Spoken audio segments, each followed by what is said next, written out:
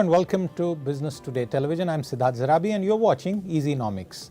An unverified screen grab that claims to live track the gross domestic product of countries across the globe has gone viral over the weekend in India. The reason? The reason is that it claims that India's GDP has reached a historic milestone of $4 trillion for the first time ever. Now, this is a number that all of us would be very happy to achieve, and you can see that on your screen. And not just 4, we would all be very happy to reach $40 trillion of GDP. But is this claim accurate? What is the reality in this regard? Have we reached there, or is there still some time to get there? To get to the bottom of this matter, I am joined by Rahul Bajoria, the Managing Director and Head of EM Asia, ex-China Economics at Barclays. Welcome, Rahul. Very good to have you on the show. Why just 4? We should be $40 trillion, but have we reached $4 trillion? So, based on most extrapolations, Siddharth, I think this year we should be somewhere in the vicinity of $3.6 to $3.7 trillion. Now, this is based on what the expected exchange rate will be, so it is subject to some small, variation. But I think, 4 trillion as a target is something that is in sight, but it is something that's only likely to be reached perhaps by end of 2024 or maybe in fiscal year 24-25. It's something that we will hit. Like I'm not saying this is something that's a very high watermark, but certainly not something where we are today. Just in terms of looking at the kind of growth rates we are experiencing both in real and nominal terms. While we will get to discussing and trying to demystify for our viewers the discussion and the issues around real and nominal, I want to ask you a slightly different question. Why would something like this go viral? Is it to do with the lack of knowledge of how this works, or is it some sort of chest thumping that we would all want to do very quickly? I guess a combination of all factors, with social media, that's kind of one of the things that, things do go viral. But then I guess, we have been watching the league tables a lot more closely in the last few years as India has moved up from, say the 10th place about a decade ago to about number 5 right now. And we are actually reasonably close to both Germany and Japan from a league table perspective. But then, it depends on whether one focuses on this number or, one focuses on per capita GDP. Even there, I think we are breaking some very important threshold levels. But in some sense, because, it's coming at a time when the world itself has been somewhat stagnating from a growth perspective. Obviously, hitting $4 trillion would be quite an achievement. But again, this is something that will happen in the next few quarters, not something that's immediately happened right now. Viewers, we've also put up a tweet that Rahul had put out where he made this point, and this was at a time when most Indians were glued into their TV screens and their handsets and were hoping and praying for a miracle on the cricket pitch. That didn't happen, but like Rahul says, we will get there. And like I started, why just 4? Our aspiration should be far higher. But let's try and now explain to you viewers the difference and how this is calculated. And let me say this upfront. Way back in 2007, as a reporter, I reported a story where the then Prime Minister of the country and someone as formidable an economist as Manmohan Singh had also been asked to respond to what was then discussed as a $1 trillion claim. And at that stage, Rahul, the specific nature of how this is calculated and the nominal GDP and the real GDP, can you explain that in the simplest manner possible for our viewers? Yeah, so this is largely a reflection of the nominal GDP of the economy, which is estimated by the CSO, and it is then adjusted at market and exchange rates, right? So typically we would take the average exchange rate for the year and then adjust against it. In real terms, our GDP is about 2/3 of what the nominal GDP roughly is. So that reflects the real value of the consumption. Nominal GDP includes the inflation aspect as well.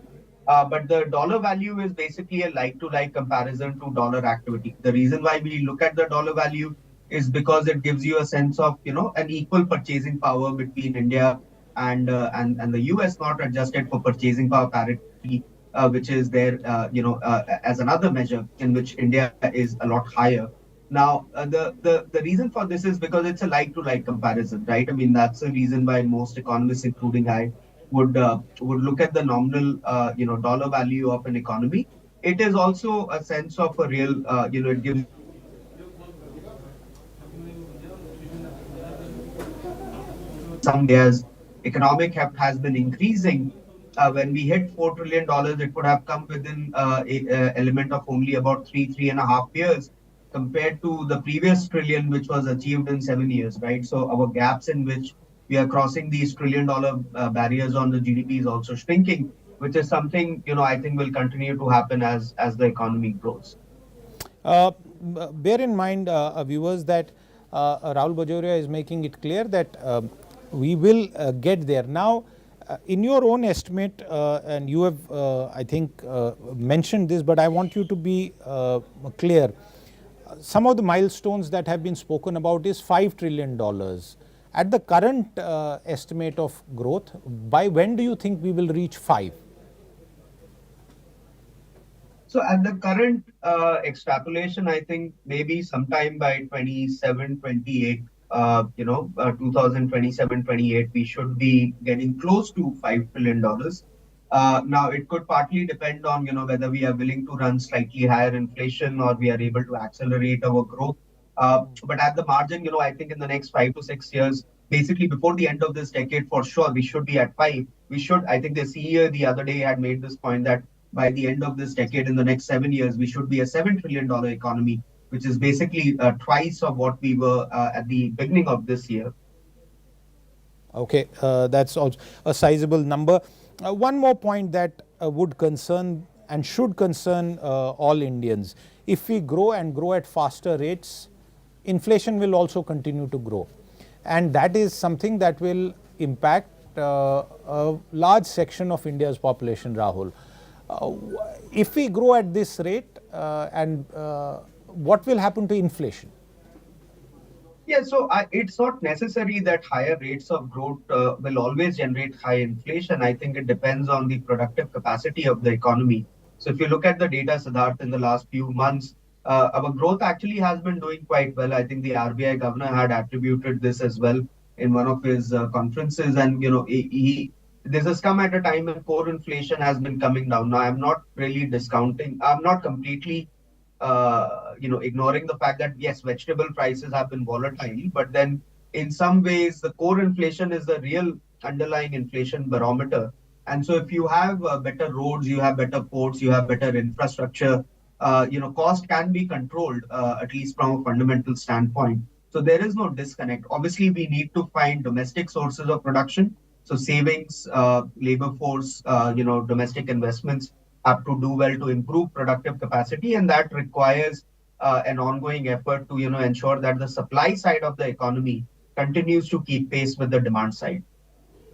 Absolutely. And you referred to this earlier during the conversation, and that is per capita GDP. That's obviously something that there should be more focus on. What are your thoughts on that? While we discuss overall GDP, how have we done and what are we likely to do as far as per capita income is concerned? Yeah, so on the per capita side, I think India has progressed reasonably okay. I won't say like we have done phenomenally well or we have done very poorly, but we are moving broadly in line with the broader trends that we see in other countries, in the stages of development they have.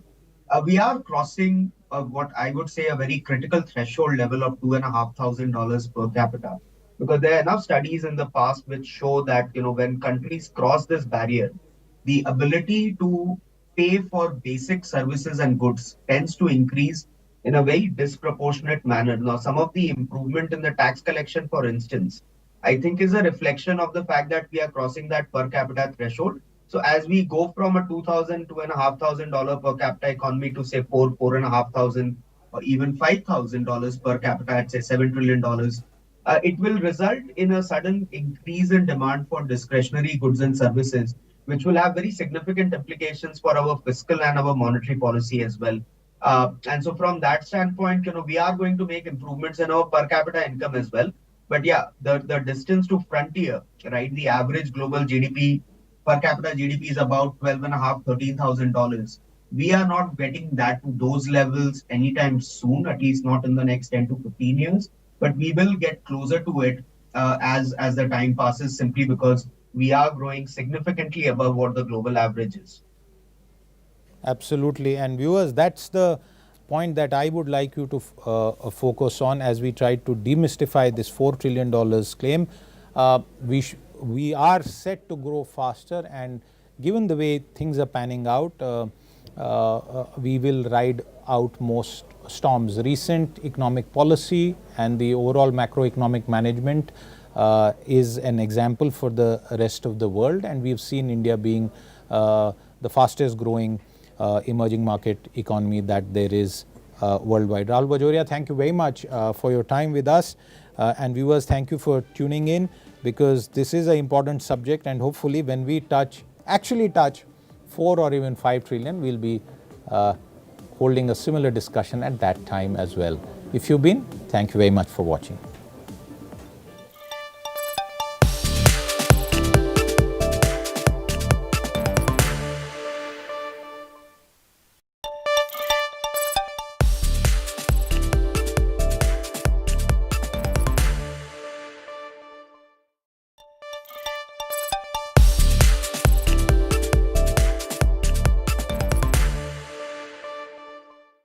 I would also like to take this opportunity to emphasize